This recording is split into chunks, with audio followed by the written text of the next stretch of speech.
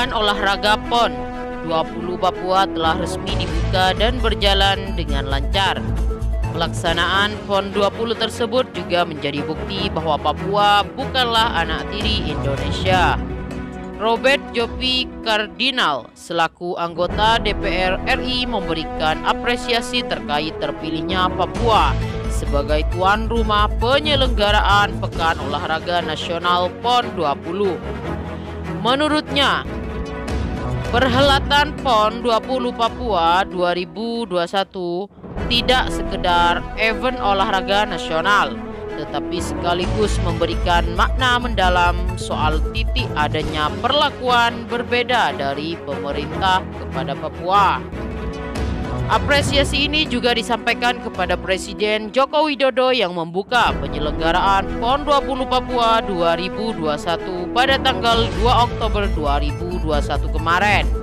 Robert berujar pihaknya merasa bangga Papua terpilih sebagai tuan rumah penyelenggaraan PON 20 tahun ini. Kehadiran Presiden Jokowi yang membuka PON 20 Papua memberi makna khusus bahwa Papua tidak diberlakukan berbeda dari provinsi lain di Indonesia.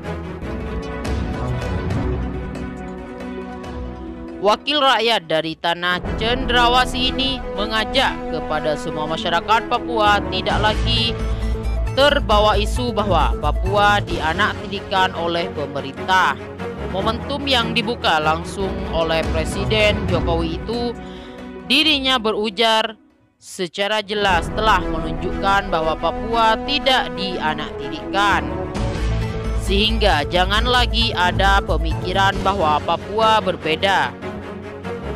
Jangan mau dipecah belah. Bukti bahwa Papua tidak dianaktirikan tentu saja terlihat dari masifnya pembangunan infrastruktur yang dibangun oleh pemerintah di tanah Papua. Pemerintah telah menyiapkan anggaran sebesar 40,85 triliun untuk melakukan pembangunan infrastruktur guna mendukung pengembangan ekonomi dan pelayanan dasar pada tahun depan. Hal tersebut tertuang dalam rencana kerja pemerintah RKP tahun 2022. Anggaran tersebut digunakan untuk membangun berbagai program dasar di beberapa wilayah termasuk 2 proyek besar di Papua. Proyek itu adalah pembangunan jalan Trans Papua Merauke Sorong senilai 1,81 triliun dan jembatan udara 37 rute di Papua sebesar 210,72 miliar. Penyelenggaraan PON 20 Papua juga memberikan ketegasan akan adanya kehadiran pemerintah dalam berbagai sektor di Papua. Tidak hanya membangun infrastruktur berupa jalan dan lainnya, tetapi juga melalui perhelatan olahraga yang mempersatukan bangsa Indonesia. Papua adalah Indonesia. PON 20 2021 resmi dibuka oleh Presiden Jokowi di Stadion Lukas Nmb Kabupaten Jayapura. Dalam sambutannya, Presiden Jokowi mengaku bangga berada di tanah Papua dan berada di stadion terbaik di Asia Pasifik tersebut.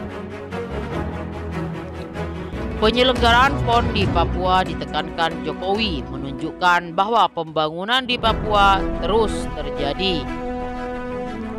Presiden Jokowi juga memastikan bahwa program pembangunan infrastruktur di Papua akan terus dilakukan pemerintah. Baik pembukaan akses transportasi hingga pada peningkatan sumber daya manusia. Jokowi mengaku bahwa perhelatan Pekan Olahraga Nasional itu menggambarkan kemajuan Papua, menunjukkan kesiapan infrastruktur Papua. Dalam kesempatan tersebut, dirinya mengingatkan bahwa pelaksanaan PON bukan hanya semata bertujuan meningkatkan prestasi olahraga, tetapi lebih sebagai alat pemersatu bangsa. Event PON juga memiliki makna besar bagi seluruh masyarakat Indonesia. PON ini merupakan panggung persatuan, panggung kebersamaan. Kita semua sudah memahami bahwa provinsi paling timur Indonesia tersebut memiliki akses yang berbeda dari daerah lainnya. Tetapi keraguan akan pelaksanaan PON 20 ternyata berhasil ditepis dengan adanya persiapan-persiapan yang dilakukan oleh Pemprov Papua. Salah satu keraguan yang kerap muncul adalah gangguan akan keamanan, karena di wilayah Papua sebelumnya kerap diberitakan atas aksi anarkis oleh sekelompok separatis bersenjata. Namun, pemerintah serta seluruh lapisan masyarakat dihimbau untuk tidak khawatir perihal keamanan di Papua.